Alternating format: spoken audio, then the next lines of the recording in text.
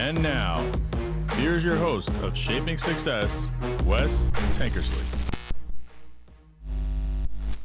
What is up, everyone? Welcome to Shaping Success. I'm your host, Wes Tankersley. It's been a while since I have done an episode. Last week, I was out of the country, which was very interesting. So my buddy Wolf K guest hosted, and it was something that I thought about for a while, and I thought, you know what? Hell, I'm going to do this. We're going to see what happens. We're going to try this out. And it was a pretty good show. There's always questions and things like that that you get nervous about, allowing other people to kind of take over, your show. But Wolf is working really hard on that positivity conduit, and that's something that we kind of share in common. He's built the website, wes@westankersley.com, or westankersley.com. You should go check it out. Go see what is on there. We're working on the merch store right now. We got the new Move Forward shirts that are coming out. If you're a Patreon, if you support for 3 months, you get one of those. So, Nikki Pab, thank you for being a Patreon. If you guys want to be a Patreon and support the show, just go to westankersley.com, sign up for that. And we'll get some more monthly updates and things like that going on. Maybe you can get some personal conversation with me on Signal or something like that. So, and we'll talk about that. What do you guys want to see as Patreons? But Nikki will be getting her Move Forward t-shirt as soon as the red comes in, because we are introducing red as one of the colors in the color palette. So we've got all the Shaping Success t-shirts with green, blue, and black, but now we're adding red for the Move Forward, and you can get the Move Forward shirts on any of those colors. So go check it out if you want to support the show. All proceeds to that go to helping me to upgrade the show to help you have better sound, have better quality, and great interviews. I haven't done an interview in a while, but I just actually scheduled one. So next week I'll be interviewing someone, and I'll decide when I'm going to release that one. I may have a couple solo episodes coming out before that, because it's been the whole season I haven't done an interview yet. Well, I did a couple in the beginning, but we're going to move back to doing some interviews here and there. If you have any guest ideas or great people like that, Dennis Moralda, who was one of the guests, introduced me to a guy, and we are going to do an interview with him. I recently was gone. As I mentioned before, I went to Cancun on a business trip. This is the first time that I've been on vacation in a very long time. As a matter of fact, I think that it would be the first time that I call a vacation since I got married, and we had our 5-year anniversary, and we went to Hawaii for our 5-year anniversary. So that's been, we've been married 23 years now. So it's been a while. It's been a while since we got to go on one. Luckily, it was a business trip. I was able to go with one of the manufacturers who manufactures winter coverings that I sell. So thanks to them for doing that, and thank you for my boss who allowed me to get to go do that. It was an interesting thing, though. I've never been out of the country. I had to get a passport, got one before COVID. We were planning on going to England for a vacation at one point, and for our 20-year anniversary, we were going to go to England, and COVID happened, and it never happened. So this time when, I got offered Cancun, I don't know, probably November, with my boss, I was like, yeah, let's go. So we were able to leave the kids here, a little nerve-wracking. Nolan is 1.5 almost. Tatum is 9, going on 10. And it was a little tough to leave them. But it was really nice to spend some time with my wife and get to enjoy her and enjoy some other things that were going on in Cancun. Still a little nerve-wracking, because when you go into another country, you're really concerned with a lot of stuff that's going on. And a couple weeks back, there had been like a murder of 4 people, and you're like, oh my gosh, we're going to this place. And then as we're sitting there on Wednesday, I'm in a business meeting, because there was a short, this is where the company is, this is what we're doing, this is where we're going. I get a text message from my dad. He said, hey, you guys okay? And he sent me the video or the picture of the report saying that 8 more people were killed in Cancun at a resort. Well, we were staying at a resort, all-inclusive resort, which was awesome. Never done that before either. But luckily, we weren't there. So vacation, it's a good thing to have, and I'm glad that I get the opportunity to do that. But we're back now, right? And, I wanted to continue on talking about a couple things with the 7 habits of highly effective people. Last episode, before Wolf filled in for me, we talked about being proactive and doing those things to put yourself in the proper position to be successful with what you're doing. And I was talking to a former student of mine the other day, and I just was sitting there thinking, there's so many things that I am grateful for. And I know that I've said this before, but I'm going to tell you again. In college, because when I went to college, I have my master's degree, and you got through 2 degrees with essentially not knowing or not reading a whole book, right? They want you to read the book that they give you for the classes. But what you become is a slave to the finding the right answer to put down in the paper, finding the right information to get the question right on the test, right? And it doesn't really teach you how to learn. It just teaches you how to take a test or how to write a paper. And I think that a lot of people think that college is more than that. And I just don't. There were some college experiences that I got that were related to what I was doing. You know, like when I student taught, when I actually got to be in a classroom and teach kids how to do things, that was very beneficial to me. I didn't learn anything until I started teaching on my own. I learned how to handle things. I learned how to grade things. I learned how to do things like that. But I didn't learn how to manage kids or manage people by sitting in a college classroom. And I had some really good professors and I love them. But the fact of the matter is that I really, really didn't need what they told me I needed. And that was a tough thing. And when I started this podcast, a friend of mine said, hey, what do you read? I'm like, I don't read. Why would I read? I don't need to. And this was when I started to read this book, The 7 Habits of Highly Effective People. It was funny because that friend of mine was much younger than me and said, hey, read the book. You need to read this. You need to read for things that are going to help you. And it was funny because when I was talking to this former student of mine yesterday, I was like, he's asking me about, like, he just graduated college. He's working for a place. He's getting really good benefits and things like that. But he applied for 100 jobs when he got out of college. He got this one right away, but other people are reaching out to him. He's like, well, how do you weigh those options? How do you decide if it's worth leaving someone to go work somewhere else? And I was talking to him about it, and I started thinking, like for me, it's always been about wanting to have my own business, wanting to be a part of something, trying to build something. And that's what this podcast is. I'm trying to build this to the point where I don't need that, and I don't know, it's going to happen, but I'm going to continue grinding and continue pushing to do that. In order to do that, though, you have to be proactive. I posted a TikTok video talking about today, like someone said, how do you do it? How do you have all the time, right? And I am very structured in what I do. I have a process in everything that I do. I make it so that my job is much quicker, more efficient every single time. And then if someone tells me, hey, maybe try this, or hey, maybe try that, to make my job, my life easier, that's where the proactivity comes in, right? What can you do to make it easy? So that's the first habit, right? Was being proactive, which is what we talked about the last episode.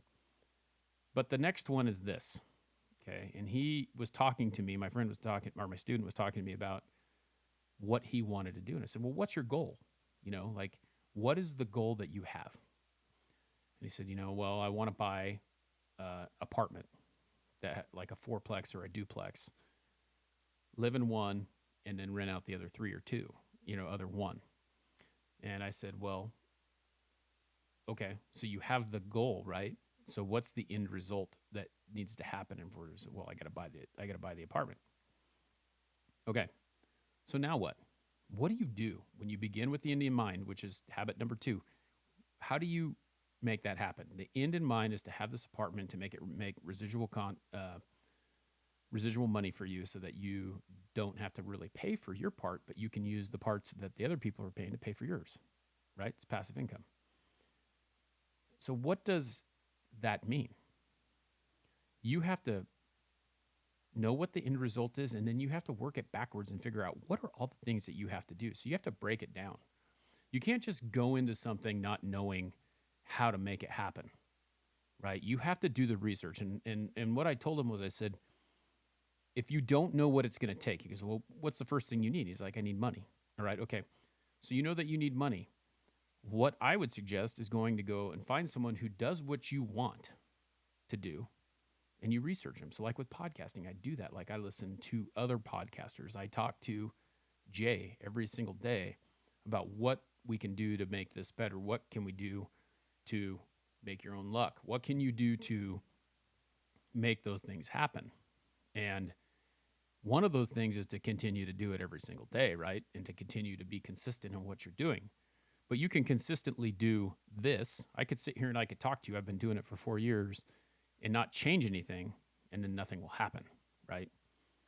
I'm not that interesting, but I am interested in growth, and I'm interested in making people better, and I'm interested in working towards that goal of teaching people how to do things.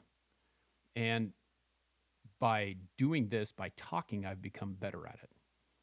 Wolf, he wants to be a podcaster. Nikki Pavlovich, Patreon supporter, she wants to be a podcaster. Like, there are these things that people want to do, but they don't know how to do it. So what you have to do is, number one, you got to start, right? So you got to be proactive. You got to figure out what it is that you want to do. Then you got to figure out what the end result's going to be. And then you got to back plan it. And once you do that, you have the steps. Now, it doesn't mean that you got the plan, right? It just means that you've thought about it and you've worked through it and you've tried to figure out, what is the difference? What should you do? How can you make it happen? And that's what's so important about beginning with the end in mind. If you do not begin with the end in mind, if you don't know what the end result is, then you're never going to be chasing that goal. And that's what's so very important about setting goals. Most people don't set those goals, right? Like, they just say, I want to do this, but they don't understand what that means. And that's when those SMART goals that we've talked about before come in very important, come in very helpful, because SMART goals are something that you have to do, and you have to give yourself time-based goals and things like that. So what is a SMART goal? Here it is right here. It's a specific, measurable, achievable, relevant, and time-bound thing. So anyone can say, I want to be a YouTuber, right? But what does that mean? What's specific about that? I want to be a YouTuber. Not a whole lot, just you want to be a YouTuber. But you change that goal to, I want to be a YouTube sensation in 2 years. And, and then you add that in there. Like, you have like specific things about that goal. Like, what are you going to do? Then you decide, okay, so I want to be a YouTube sensation in 2 years. What am I going to do that? So that's when beginning with the end in mind comes. You have to decide, what is it going to take? How are you going to measure 2 years? Well, 2 years is 2 years, right? 365 times 2, that's 2 years. Achievable. Is it possible for you to become a YouTube sensation? It is. You got to put in the work, right? It's possible. So it is achievable. Is it relevant? Is it something that can actually get you where you want to be? Is it a relevant thing? And then you gave yourself time. You gave yourself the 2 years. So how do you measure that? All right, what is a YouTube sensation? I've got 1,500 YouTube followers, right? Or subscribers. Is that a sensation? How do you know? Do the homework. Figure out, like, how many subscribers do you need to have in order to make that money, right? Because the idea is you got to get over 1,000, right? To be able to be monetized. You have to have 4,000 watch hours. So how are you going to achieve that? Are you going to do it through shorts? Are you going to do it through putting long form videos out? Are you going to do it through interacting with people? Are you going to promote it in different places? What are all those things that you have to do to make that happen? So those are the things that I like to think about. I like to, in my mind, tell myself that there's more to it. The thought process is that you have to work in order to make it happen, right? So what are those things that you have to do in order to achieve that goal? Here's an example of a SMART goal, all right? I'm going to study daily so I can ace chemistry. So what's measurable? I have monthly quizzes to evaluate. So you're using those monthly quizzes to help you know that where you're at, okay?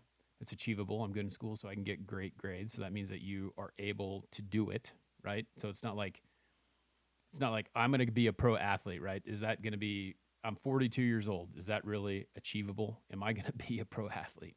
I don't know what I could be a pro athlete in right now at this age, right? So it's possible, but low probability, right? But I'm good in school and I get grades when I focus. Is it relevant? I want to graduate at the top of my class. So why? Why do you want to do it, right? And then you have that time. That goal doesn't have a time in it though.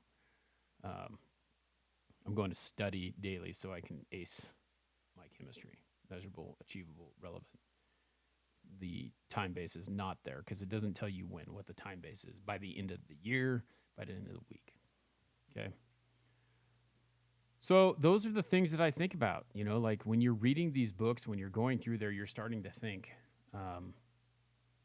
how can I relate this to my life? And that is one of those things that I also do.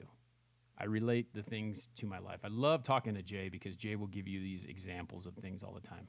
And if you haven't listened to him, he'll talk about like, well, that's not like this or that or whatever. Like when I was in high school, this is what I did, and it's almost like I call them Jay parables because it's like listening to a Bible, like,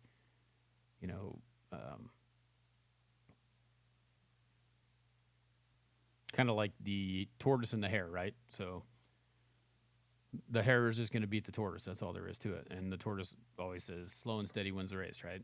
So you sit there and you think about that. The hare is going 100 miles an hour, making mistakes left and right, getting slowed down or whatever, and the tortoise is just staying on the straight line. And what happens?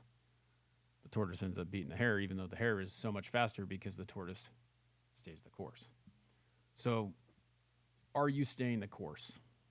But you have to have that course first, right? So beginning with the end in the mind is creating that course for you, that course to follow, that path to be on. And it doesn't mean that it's always going to be a straight line, right? There may be bumps in the roads. There may be that time when you need to take that lateral step. But when you continue to move forward over and over again, those things will happen. Next time, we're going to talk a little bit more about the next habit, right? So there's 7 of these habits, and I want to talk a little bit about each one of them. But the next one is put first things first. And if you haven't checked out this book, I highly recommend it. There are a bunch of really good books. We talked about The Go Giver, which is a really good one. It's a short read. This one's a little bit longer, but there's a lot of like lessons and parables in this. And I often think when I read some of these books, it's like, how do I relate this to me? And a lot of these things I do on my own. So figure that out. Don't just read it. Think about how that relates to your life. Like being on time, right? I hate being late. I hate being late. I am usually like 15 minutes early if I can.